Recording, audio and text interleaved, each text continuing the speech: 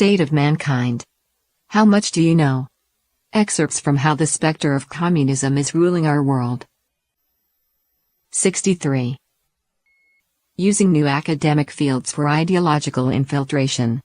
In a healthy society, women's studies or research of different races reflects the prosperity of the academic community, but following the 1960s counterculture movement, some radicals made use of these new academic disciplines to spread their left-leaning ideas to universities and research institutes. For example, some scholars believe that the establishment of departments dedicated to African American studies is not so much because of inherent demand for such an academic division, but rather the result of political blackmail.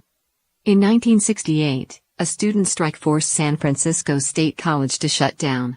Under pressure from the Black Student Union, the college established the Africana Studies Department, the first of its kind in the United States. The department was envisioned primarily as a means of encouraging black students, and with it arose a unique African American science. The achievements of black scientists were brought to the forefront, and class materials were transformed to make them include greater mention of African Americans. Mathematics, literature, history, philosophy, and other subjects underwent similar modifications. In October 1968, 20 members of the Black Student Union caused another campus shutdown at the University of California, Santa Barbara when they occupied the school's computer center.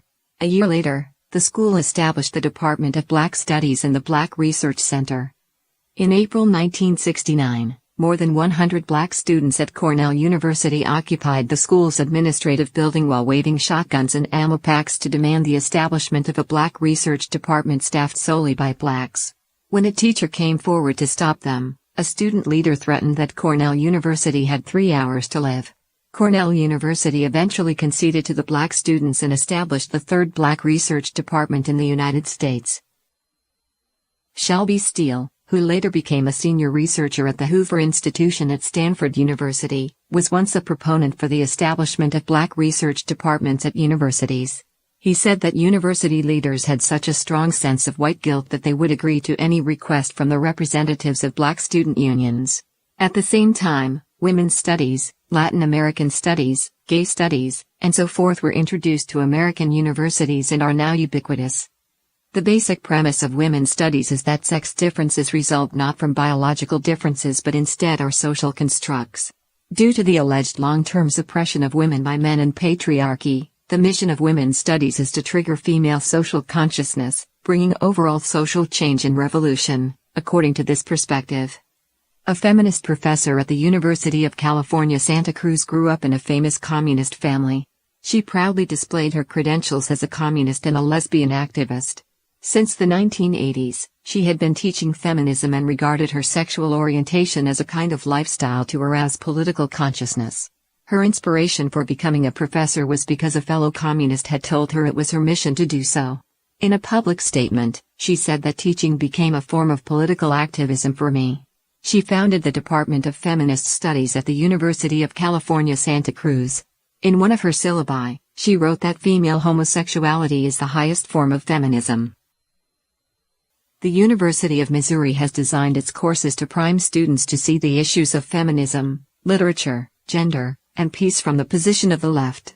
For example, a course called Outlaw Gender sees the sexes as artificial categories produced by a particular culture, rather than being naturally produced. Only one viewpoint was instilled in students, the narrative of gender-based oppression and discrimination against multiple gender identities. As discussed in Chapter 5, the anti-war movement in the Western world following World War II was heavily influenced by communist infiltrators. In recent decades, a new subject, peace studies, has emerged in American universities. Scholars David Horowitz and Jacob Lakeson studied over 250 organizations that had some connection to the new academic field.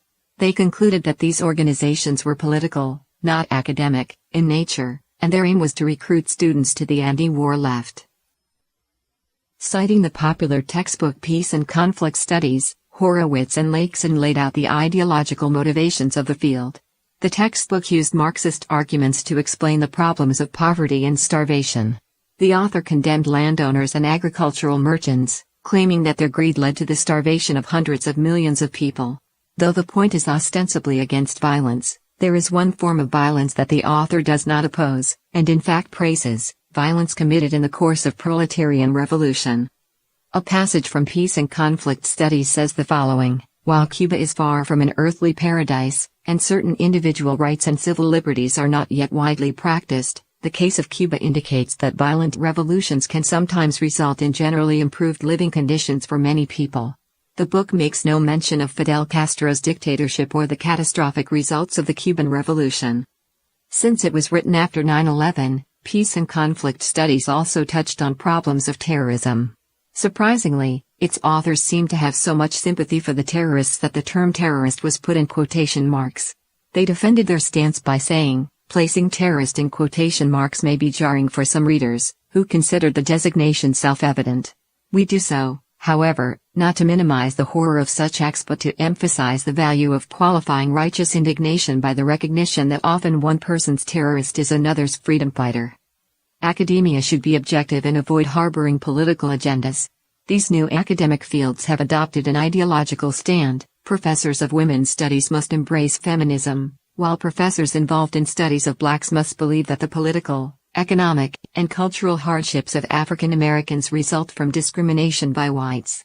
Their existence is not to explore the truth, but to promote an ideological narrative. These new subjects are byproducts of the American Cultural Revolution.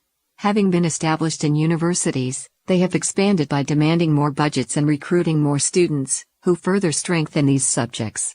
These new fields are already deeply ingrained in academia. These new academic fields were created by people of ill intent acting under the influence of communist ideology. Their aim is to foment and expand conflict among different groups and to incite hatred in preparation for violent revolution.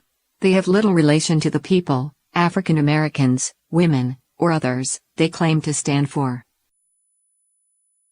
From Chapter 12, Sabotaging Education.